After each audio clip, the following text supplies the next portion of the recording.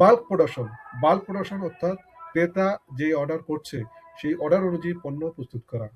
Check daily production and quality report, ক্রেতার অর্ডারটি নির্ধারিত সময়ে শিপমেন্ট করতে হবে। তাই একজন মার্চেন্ডাইজারকে আগে থেকে প্ল্যানিং করতে হবে যে প্রতিদিন কি পরিমাণ প্রোডাকশন হলে নির্ধারিত সময়ের মধ্যে শিপমেন্ট করা সম্ভব।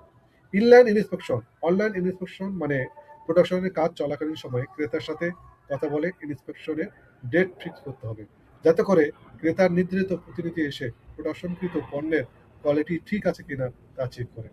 ফাইনাল ইন্সপেকশনের জন্য প্রোডাকশন শেষ হবার পরে কিন্তু শিপমেন্ট করার আগে ক্রেতার সাথে কথা বলে সর্বশেষ ইন্সপেকশনের জন্য ডেট ফিক্স করতে হবে। তার জন্য ফাইনাল ইন্সপেকশন জন্য বাল্ক প্রোডাকশনের শীট প্রস্তুত করতে হবে।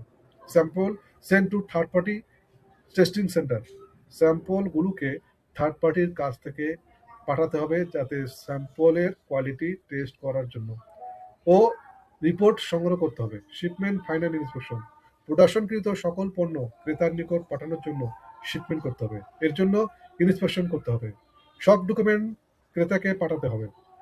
অর্ডারের কোয়ান্টিটি সব ধরনের ডকুমেন্ট ক্রেতার নিকট পাঠাতে হবে। রিসিভ পেমেন্ট, ক্রেতার অর্ডার অনুযায়ী পণ্য বুঝিয়ে দিতে পারলে ক্রেতা ব্যাংকে পেমেন্ট পাঠিয়ে দেবে। মার্চেন্ডাইজিংকে পেশা হিসেবে নিতে চাইলে কি কি বিষয়ে দক্ষতা ও জ্ঞান থাকা প্রয়োজন সেসব বিষয়গুলো জানা অত্যন্ত গুরুত্বপূর্ণ। চলুন জেনে আসি। একজন মার্চেন্ডাইজারকে ইংরেজি ভাষায় দক্ষ হতে হয়, স্পেশালি ইংরেজি ভাষার বোঝার দক্ষতা থাকতে হবে। পোশাক শিল্পের সকল প্রক্রিয়া, কাঁচামালের দাম সম্পর্কে ধারণা থাকতে হয়।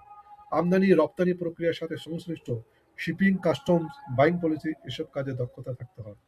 ক্রেতার কনভিন্স করার ক্ষমতা থাকতে হয়। হিসাব নিকাশ ও পরিকল্পনায় দক্ষ থাকতে হয়। সর্বোপরি পরিশ্রম করার মানসিকতা থাকতে হয়। বন্ধুরা, এই ছিল আজকের মার্চেন্ডাইজিংয়ের জানার বিষয়। আমি আরও একটি নতুন ভিডিওতে আনবো, ভিডিওতে বিস্তারিত তুলে ধরবো।